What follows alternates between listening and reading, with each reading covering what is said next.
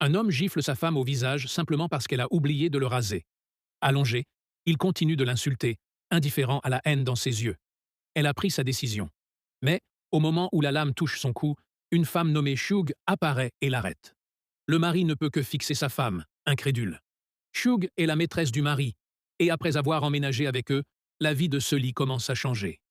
Un jour, Shug découvre une lettre dans la boîte aux lettres de la sœur de Sully.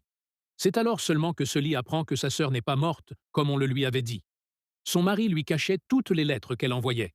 Et le plus douloureux, elle découvre que ses deux enfants, qui lui avaient été enlevés à la naissance, sont toujours en vie et en bonne santé, vivant avec sa sœur en Afrique.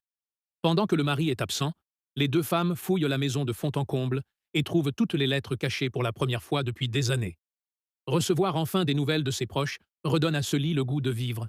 À table, lorsque Shug annonce son départ, Sully se lève enfin pour elle-même et dit qu'elle partira avec elle.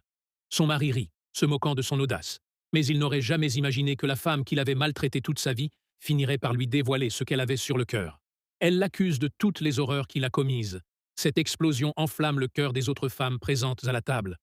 L'une après l'autre, elles se lèvent en solidarité avec elle, repoussant les hommes arrogants de la pièce, qui sortent humiliés et furieux, tandis que son mari se met à hurler les pires insultes possibles.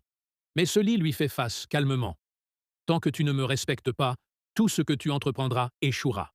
Elle lui lance une malédiction et quitte cet enfer, la tête haute. Elle crie « Je suis pauvre, noire, je suis peut-être même laide, mais mon Dieu, j'existe ».